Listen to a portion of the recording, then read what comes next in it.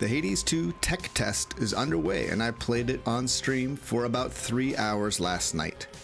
These are my initial thoughts and impressions about the game. This isn't a review by any means, but just my initial feelings about the gameplay. The first half of the video will remain relatively spoiler-free. I'll include some combat in the background, but I won't show any big character reveals. The second half, I will talk more specifically about mechanics and new character introductions. Getting a chance to play Hades 2 early is an amazing privilege, and I can definitely say that I enjoyed playing what was available. Only the first zone and boss of the game was made available, and after 5 times beating the boss, you couldn't do any more runs unless you started a whole new save file. I wish I'd known that before I beat the boss the 5th time. We had 2 weapons available to try, and got to see a lot of interesting boons and other surprises. I'll go more into depth on the weapons and some of their quirks in the second half of the video.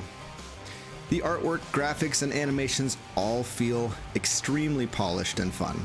The characters they introduced have new artwork, and all of the art has lots of beautiful particle effects and animations and a lot of different things.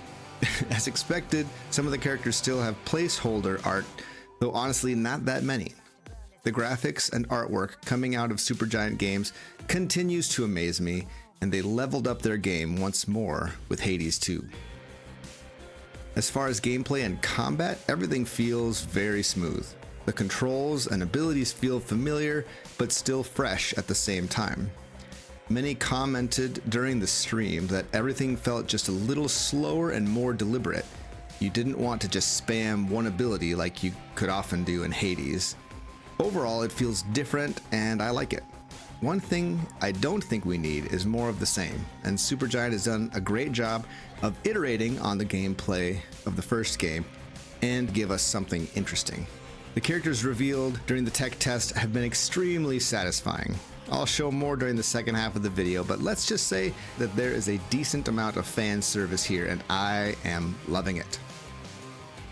So those are my spoiler-free impressions of the game. I like it. I think they did a great job. I have no major criticisms for the game. It feels different, while at the same time feeling familiar. Gameplay feels really great. But that's about it for just impressions. Now we're going to talk about some more details about what we saw in the game. So there are spoilers ahead. You've been warned. Death to Kronos. I'll see to that. No one is more prepared. Beyond the mists of Erebus, there should be a way down. Too risky heading through Elysium, and too risky to stay. All right, it's time.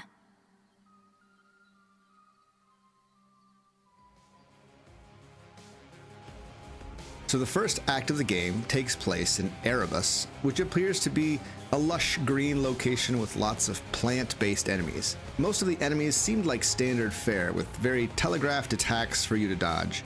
Once again, enemies with armor are not stunnable, whereas once you've depleted the enemy armor, you can attack with abandon, knowing that they will stay stunned as long as you keep attacking. One addition that I really liked was that the environment had lots of resources to collect. Some you could just pick, but others required tools that you must craft. You have a pouch that you keep your collected materials in, and you use those materials in the cauldron, silver pool, or altar to unlock permanent bonuses for your character in the hub. You even get a garden plot to plant seedlings. You'll flourish here. Plenty of room to grow. As many predicted, Hecate is the final boss of the first area of the game. And in turn, you shall not pass this point without a demonstration of your capability. My capability? Your training shall never be complete. She feels you need to prove that you are ready to move on to the next area. I'd say the fight didn't feel too difficult, but she had a lot of very interesting attacks and abilities. One hilarious and surprising moment is when she turns you into a sheep. Like that. Oh gosh! Oh gosh! No! Don't turn me into a sheep! No, no, no, no, no, no, no, no! No, no, no, no! No! No! No! No! Let me out! I do not want to be. Okay, gosh. This is a projectile that is dodgeable if you have good timing, but it's kind of difficult to evade. There's a lot of good-natured banter that really spoke to the relationship between Melanoi and Hecate, and that relationship makes the Hecate fight that much more compelling. So far, the characters that have been revealed that we know about already are Odysseus, Arachne, Skelly, Demeter, Zeus, Poseidon, Aphrodite, Artemis, Hera, Selene, and this good-natured fella. What, is he going to fit me for a suit of armor? In the name of Hades, Olympus, I accept this message. They told me you needed a weapon or something. You already got one. Right, lousy one can spot that piss poor workmanship from here. Though, I could tune it up. We also get a nice cutscene explaining some of the recent events that influenced the game's story up to this point, including how Melanoi was raised by Hecate and so hasn't seen her family since childhood, possibly since infancy. It seems Kronos attacked years ago. This is evidenced in a few ways, one of which is Skelly's glorious beard. You can look at this painting and Melanoi will fill you in on a bit of the history.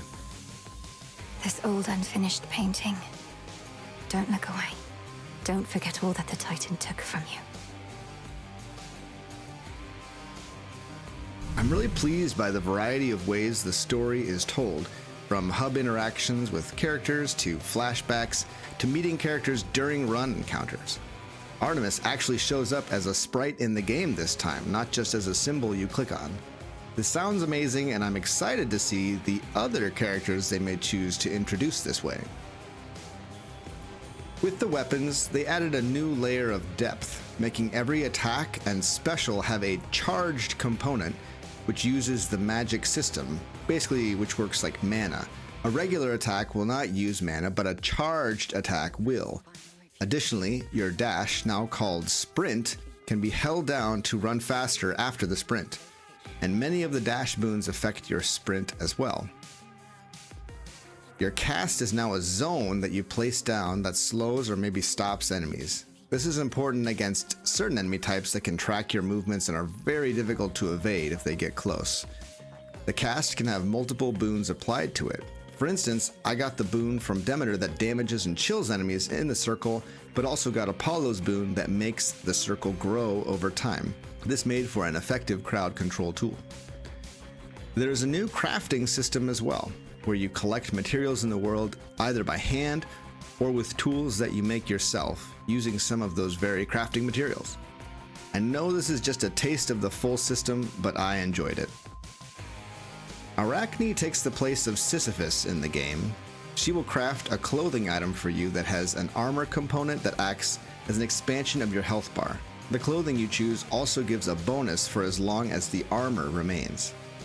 I also noticed that it changes your character's appearance, which is an amazing touch. There's a lot more to mention, and I'm sure I haven't encountered everything yet, and I was actually able to beat Hecate 5 times in a row, which then locked me out of subsequent runs. I guess I need to let myself die more on the next save file. Those are just some of my thoughts so far. I'm extremely excited to see more of the game and for the early access release. We'll catch you in the next one.